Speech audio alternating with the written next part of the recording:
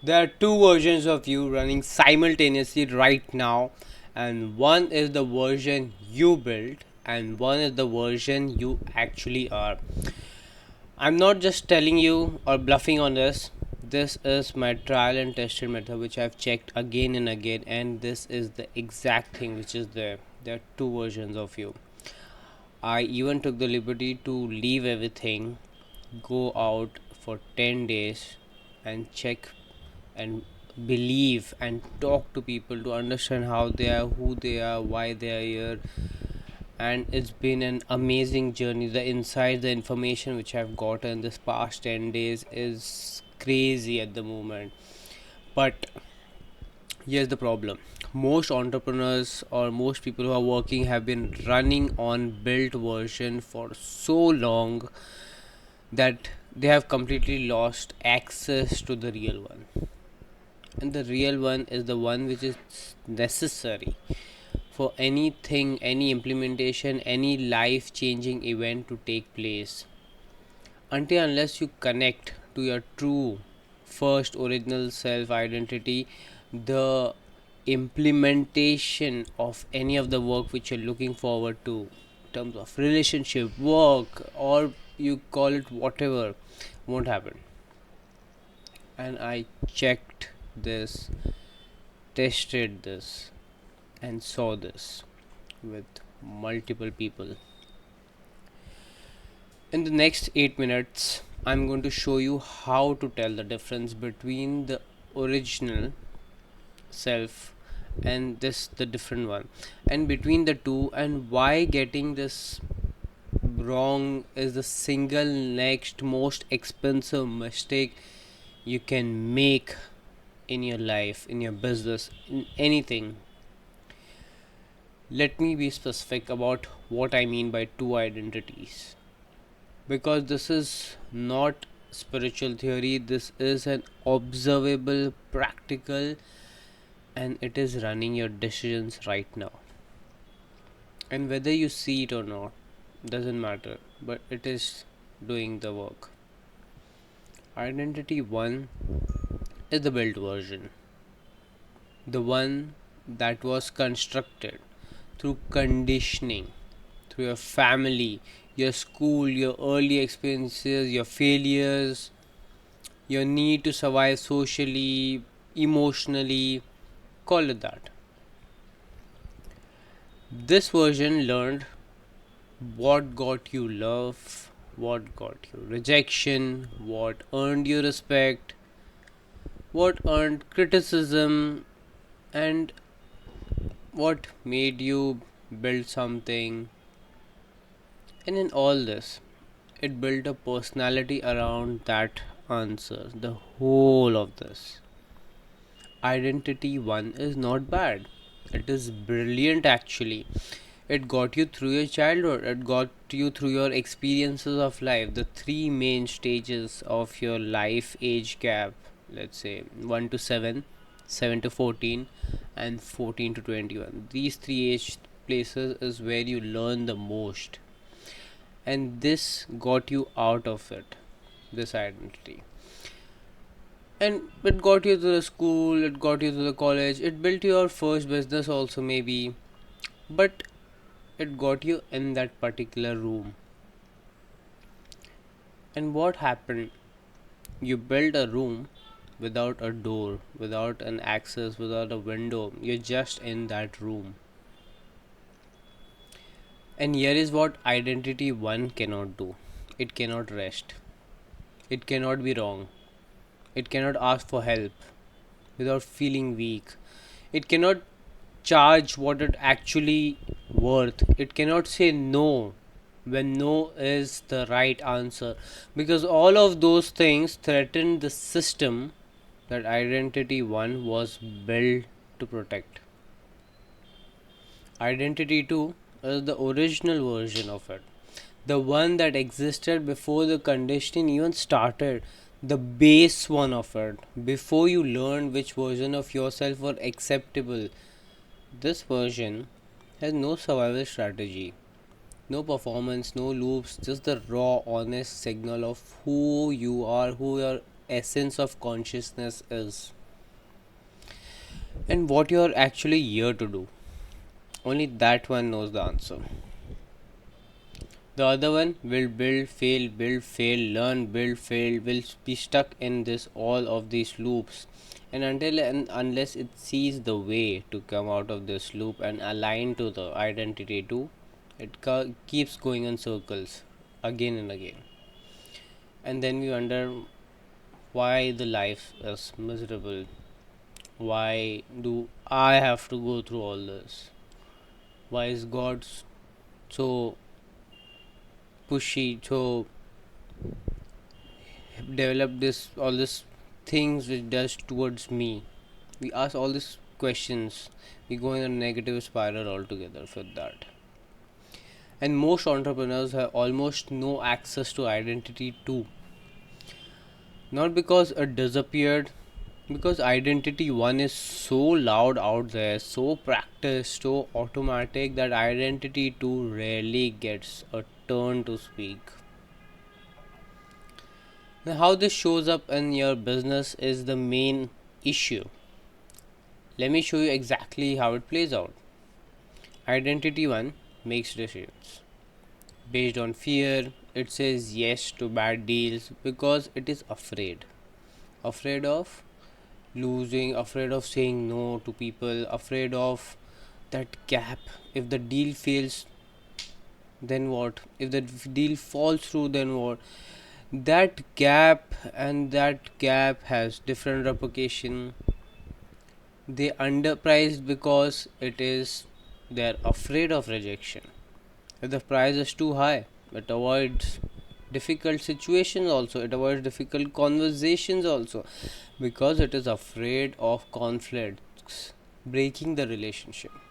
Every major business mistakes I see founder make, I can trace it back to the identity one making the call of wow it is happening, why they are doing it. I can exactly pinpoint that.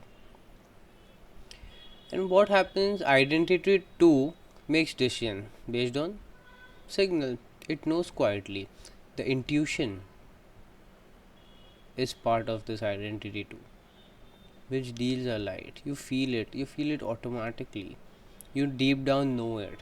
You know that I want to do this, irrespective.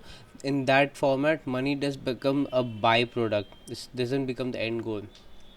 And if money is the end goal, you can keep that also in mind, because you become what you think about. If you think about you want to be the richest person, you will become. But if your motto is something else, you want to help people, so be it. Help people. Money will come, money will follow, because money is an idea over here. You can't have 10 different focus in 10 different region. And this is what identity to connection is needed. This is what the disparity chart and everything which brings into the picture and the issue which is created, which conversation needs to happen, that also this identity too knows. It has that baseline intuition that you must have felt throughout your life. It was always known, but it keeps getting overruled by identity 1 before the signal can be heard. How and why? Because identity 1 is bang on fast. Why? Because the emotions are so abrupt. Why? Because we are trained to not give ourselves time to even think. Why? Because of all the experiences we had, the prefrontal cortex is normally shunned and stopped for any logical thinking to even take place, and many emotional decisions rather just abruptly clicks like that. That's why I tell emotional loops needs to break. The first step is that, and the first step is awareness to see what is happening. Then only all this alignment will take place. So here is a test. Think about the last big business decision you made, the one you are most unsure about. Now ask yourself, Did you feel contracted when you made it, or did you feel settled? Simple question. Contracted is identity one. It tightens the chest, raises the shoulders, speeds up the thinking. It acts from pressure at that moment. Settled is identity two. It has the intuition. It is quiet. Something uncomfortably quiet, sometimes, uncomfortably quiet. It does not have a dramatic story attached to it, it just knows. And when something happens from that, you already know that there is a learning curvature involved in that. And the insights you get in that process is amazing. It's just crazy when that happens. So if your decisions felt contracted, that was identity one running the show. And it is worth asking what it was protecting itself from. It is very much important to ask. Sometimes it can be just a small child in you that just wanted attention. You never know where it comes from until you see it. The shift from identity 1 to identity 2 is not a dramatic transformation. It does not happen at a weekend retreat or after reading a book either. It happens in small moments of honest observations. It's as simple as that. And here's the practice, simple, not easy. Every time you're about to make a decision, any decision, big or small, pause for 3 seconds before you act. In those 3 seconds, ask yourself one question: is this contracted or settled? And this simple thing can make a huge difference. That is it. You're not trying to change anything yet, you're just starting to hear the difference between the two voices in your head. Because right now they sound identical to you. Both claim to be you, both feels like you. The only way to start distinguishing them is slow down. Slow down enough to notice the quality of the feeling attached to each one. Contracted, tight, urgent, story heavy, fear based, that is identity 1. Settled, quiet, clear, no drama attached, that is identity 2. Over time, not overnight, over time, you start catching identity 1 before it completes, and that gap between that impulse and that action, identity 2 gets a chance to speak to you. Your intuitions don't go in vain anymore.